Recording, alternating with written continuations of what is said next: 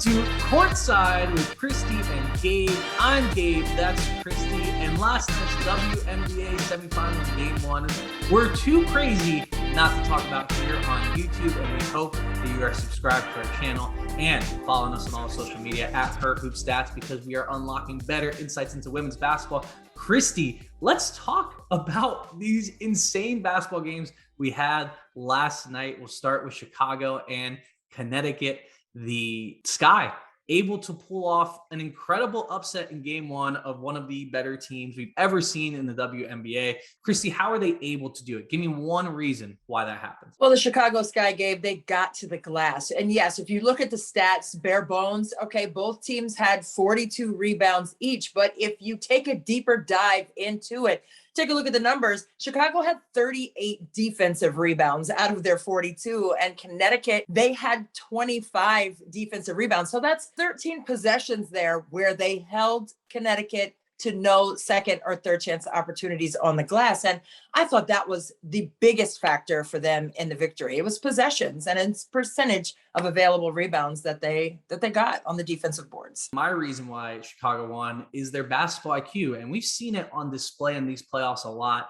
And you see how much these players know when you see Courtney Vandersloot tossing 18 assists, a WNBA playoff record. Candace, Courtney, Allie Quigley, Kalia Copper, Diamond the Shields even had a big game in this regard. Their basketball IQ is off the charts right now, and they really know how to play with each other. And that is what got them this win. Who is your player of the game in this one? No shortage of choices. I have to go with Courtney Vandersloot because she was absolutely spectacular when it came time to make plays. And yes, she had 18 assists. Yes, she had the only other triple-double in WNBA history. Her and Cheryl Swoops now share that together. But it was the way and the timing that I really appreciated about her game last night. I mean, some of those passes were, I was hollering. I just thought that the efficiency was quite spectacular. 31 assists on 38 made shots for Chicago, and she had 18 of those. And like you said, it was basketball IQ, but I'm going with Courtney Vandersloot. I want to give the Connecticut Sun a little bit of shine because they did play well in this game,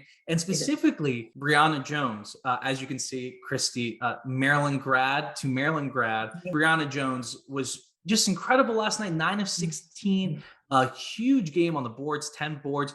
5 of those offensive, 4 steals, and 22 points. And she just had moments to me where she's not just that most improved, right? You're always looking for the most improved to take that next step. We saw it with Jonquel Jones, who's now winning the MVP. We saw it with Brionna Jones, who's now a superstar in New York. We're seeing it with Brionna Jones. She's most improved, but she had a drop step on Candace Parker that, man, I don't know. I haven't seen many players that aren't superstars make a play like that. And she brought it all night long. Let's flip over to the Las Vegas Phoenix game, where it was a 96-90 win for the Las Vegas Aces, but it felt a little bit further apart between these two teams. So Christy, give me one reason why Las Vegas pulled away late in the game here. Paint points. I mean, they had the higher percentage shots down the stretch go in, and you just have to credit what the game plan was. Now, when I say paint points, it's not just, okay, get the ball to Asia Wilson, get out of the way, get the ball inside to Cambasia and get out of the way. I mean, Cambasia's out there shooting threes. So it's not about that,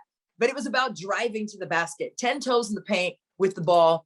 Several players were able to do that for Vegas, and that's why they ended up with the win. My reason that Las Vegas pulled away is guard play. I just think the backcourt dominated for Las Vegas, and they were able to get in the paint, like you're saying, and they were able to attack the switches as well. Like Chelsea Gray can hit the crossover step back from the elbow for the rest of her life. When you look at the box score, it's crazy to think that Raquana Williams at 26 points. Kelsey Plum also had 25 points. If Phoenix is going to win the next game, they need to win that battle in the backcourt, because Diana Taurasi and Skylar Diggins-Smith could not hold those Aces guards. It's only a 1-0 series lead. And we're talking about a Phoenix Mercury team that we've seen do it in the past.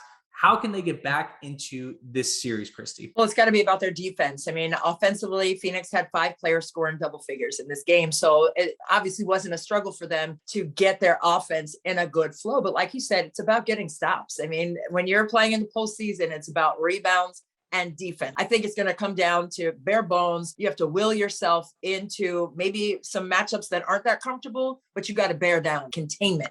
on defense is the key for Phoenix moving forward. Biggest thing for Phoenix is they need to get some magic off the bench.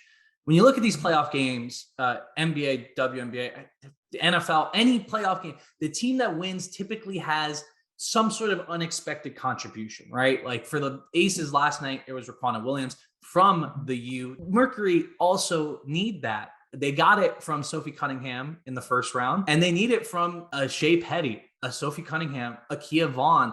Right now, as these teams are constructed, I just think Las Vegas has a little bit more talent. Where are you making up for that in the margins? And I think that has to come from the bench. So these bench players really have to have the series of their lives the rest of the way if Phoenix is going to win. Well, thank you so much for joining us here on our YouTube channel. Again, subscribe if you haven't. Follow us over on Twitter at Her Hoop Stats, and make sure you listen to the Courtside podcast on the Her Hoop Stats Podcast Network.